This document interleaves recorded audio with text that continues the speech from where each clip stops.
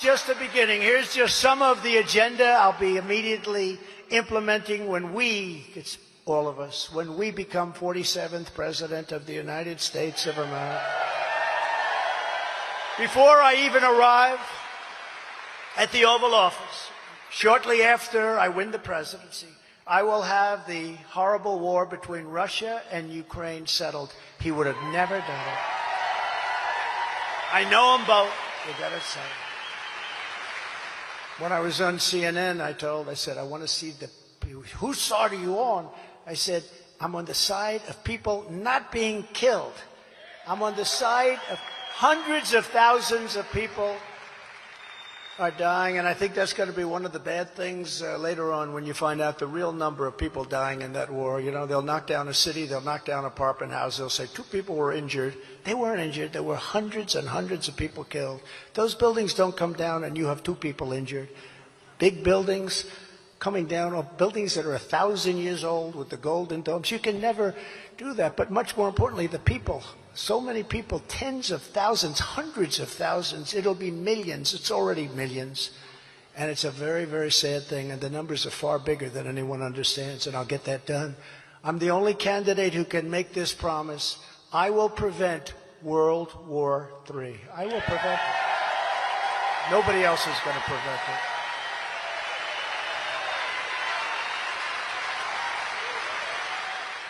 Nobody else is going to prevent it. And this will be a war like no other. This is a nuclear war. If you have World War III, it'll be a nuclear war. And this won't be army tanks going back and forth shooting at each other. This will be levels of destruction that nobody's ever contemplated or thought of before. I will totally obliterate the deep state. We started that. We were doing so well. Then COVID came in.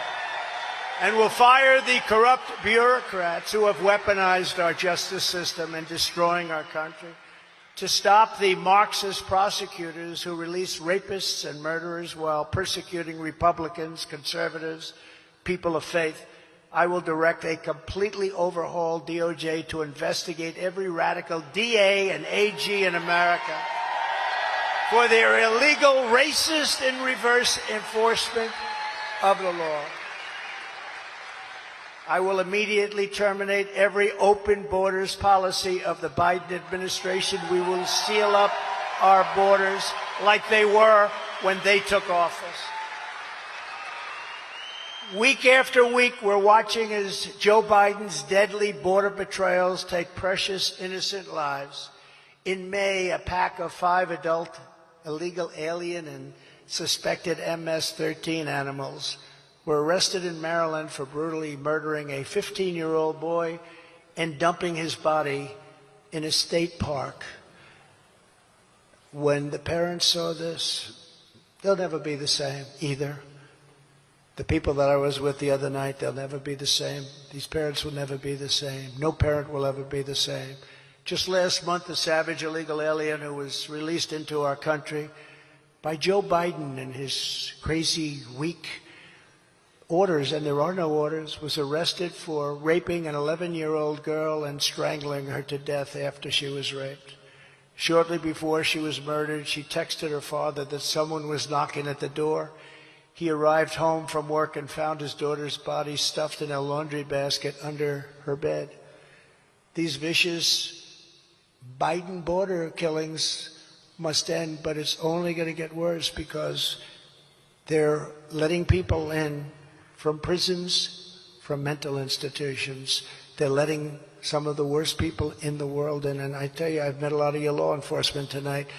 We have the greatest people in the world, law enforcement. They know how to do their job. We have to let them do their job. When I'm reelected, we will immediately commence the largest deportation operation in American history. But we cannot wait until 2025 to begin stopping this horrible invasion. This is like a military invasion. They're killing hundreds of thousands of people between the drugs that are coming in, the people that are coming in, the crime. That's why tonight I'm calling on congressional Republicans to ban Joe Biden from using a single tax dollar, no taxpayer money, to release or resettle illegal aliens into the United States, starting on the government funding deadline of September 30th. Steve?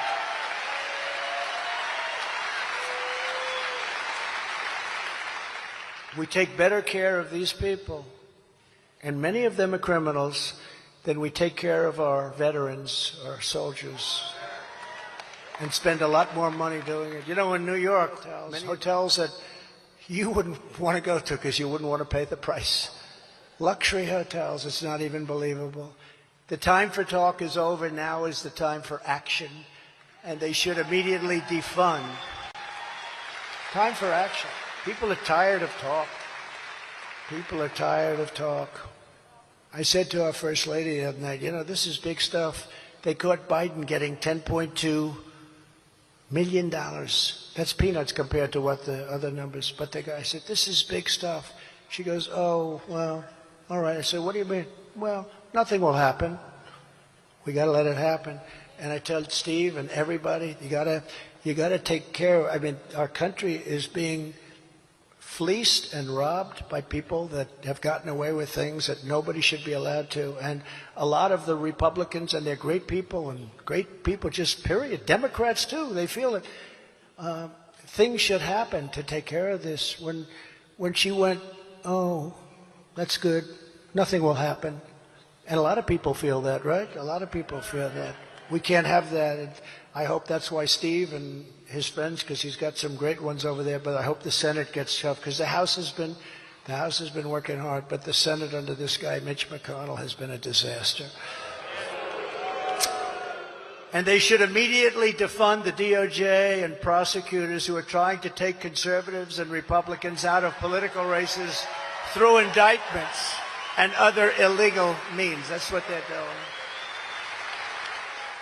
You know, if I was in third or fourth place, or if I wasn't running, I'd be living the life of Raleigh. I wouldn't be here with you tonight, but I'd be living I'd have nice houses all over the place. I'd be living a beautiful life. They wouldn't indict me. They indicted me because I'm in first place. And I hate to read those good polls to you, because every time I read a good poll, they want to indict me again. Maybe I should announce I'm doing horribly. It's horrible. Oh, we'll withdraw it. Their goal is to interfere with elections in order to make it harder for Republicans and conservatives to win. Congressional Republicans should also stop the Biden administration from bringing back COVID mandates, lockdowns, or restrictions of any kind by cutting off the money. And in your state, because of your governor, you're not going to have that problem, but a lot of states do. The radical Democrats are trying hard to restart COVID hysteria. I wonder why. Is there an election coming up by any chance? You know, I saw just the other day for the first time, we're thinking about masks again.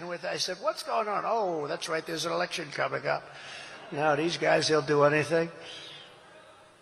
But we can't comply because it's bad. And just follow your governor, follow your governor. On day one of my new administration, I will terminate every Green New Deal restriction that is destroying the U.S. economy with skyrocketing energy costs. Starting with Biden's preposterous electric vehicle mandate. You know, some people want to drive for more than an hour and a half. Sean Fain, you know who that is? The president, and he's a respected guy, president of the United Auto Workers, cannot even think about allowing all electric cars. They will be made, every one of them, in China, and the auto industry in America will cease to exist. And they have to, if they do all electric cars, none of them will be made here. They have all of the minerals, they have all of every form of material, every form of everything they have. We have a thing called gasoline, and they don't have that, but they have to do something.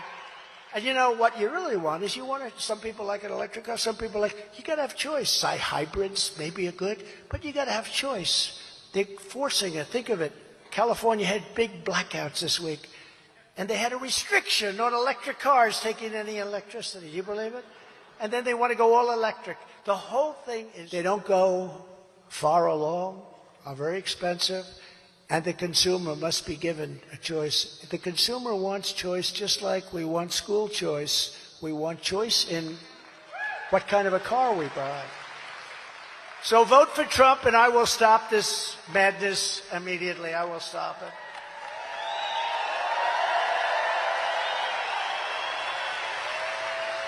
And, you know, when you think about it, Mexico and Canada love Biden. They love this idiotic policy. That's so good for them. They won't follow suit.